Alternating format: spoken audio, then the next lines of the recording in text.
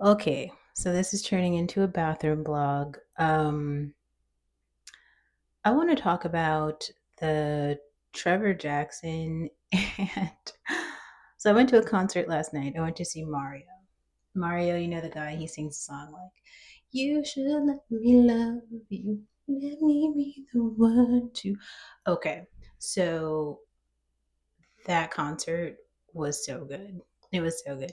There were just some parts that were just so funny. Like, it's just, I think it's useful to to share the funniness into its own special vlog.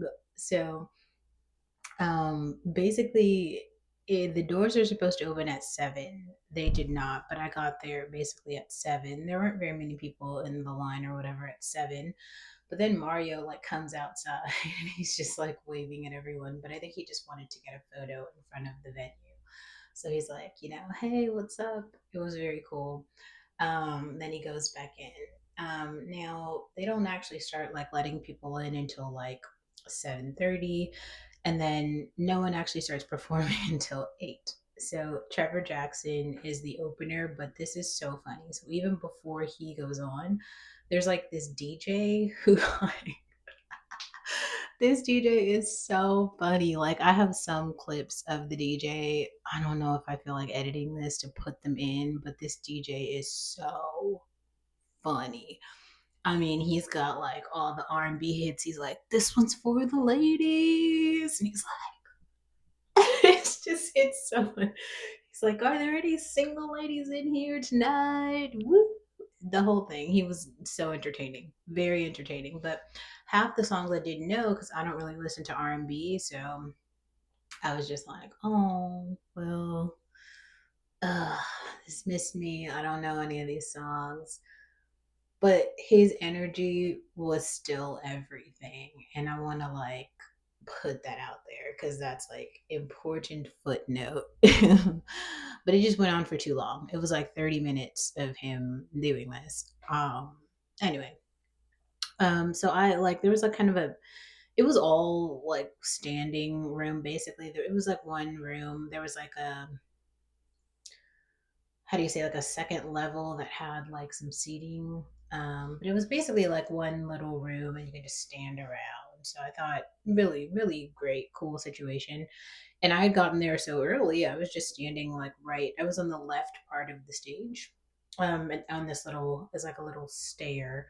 So it was like a little bit higher than the people who were like standing right in front of the stage. So every time that, Mario or Trevor Jackson would come over to our side, it was like they were singing right to me because I was like the only one standing there. So that was really cool. Also, just because I lived in Nashville for so long, I'm super accustomed to like going to listening rooms like by myself. So this didn't feel like scary in any way or like no social anxiety. But I've done it a lot of times, right? Anyway, so let's talk about Trevor Jackson's set. First of all, Trevor Jackson. Oh, and I don't know if you guys have been here and if you've been watching my posts, but I posted something about Trevor Jackson and his new girlfriend, and she like it was like her and her three friends. Um, they like walked up and just stood right next to me while he was performing. It was really funny, and I just kind of like looked over at her, and I'm like, I didn't say anything, but I'm like, I know that's her. I'm like, I wonder if she knows who I am. Probably not. I'm not like a super big blogger or anything, but it was just really cool because I was like, I didn't actually say anything. I should have gotten the confidence to be like, "Oh, you're Trevor Jackson's girlfriend," but I didn't. I didn't say anything. But it was just really cool because they stood right next to me like the whole night. So, very pretty girl. She seems nice. I don't know. But his set was so funny to me because when it started, he had on like 3 layers of clothes. He had on like this I don't know, army fatigue type of vest, and then he had like this white sweatshirt with like a afro baby. I don't know how to describe that. Then he had a wife beater, and then under that he takes all of this off. This is how I know. In the midst of his like 15-minute set, he went from fully clothed to fully naked. I mean, so the last part of his set is just him with a guitar, naked, like just completely shirtless, just And I was just like, like, what the fuck? How did we get here? Like, what are we? How?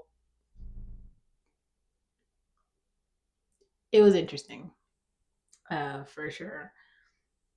I like the set. I mean, I think he's a very talented artist. So vocally, like live, he was really good.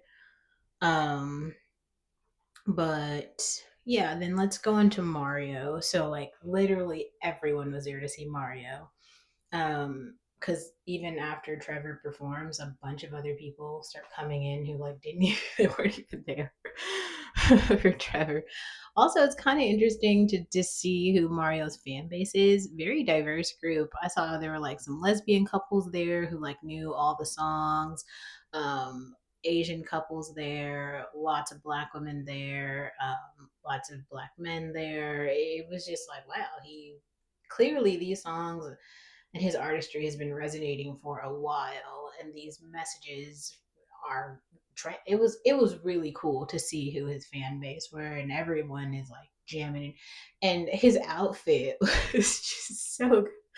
It was like it was giving like Elvis, but maybe something else. It was like he had it was like a black slacks, but the end of the slacks had like they were bejeweled bell bottoms with these like red sparkle beads. And I'm just sitting here like, this dude has sparkle beads. I don't know. Like, you're watching those sparkle beads go back and forth on the stage, and he's got these like lovey songs. It was just a vibe. And then he sang the one song like is it called "You Should Be Here" or "I Should Be with You" or something. It's a popular song, and I forgot how much I liked that song. So when he played the song, I feel like I was just like entranced because I'm just like, yeah.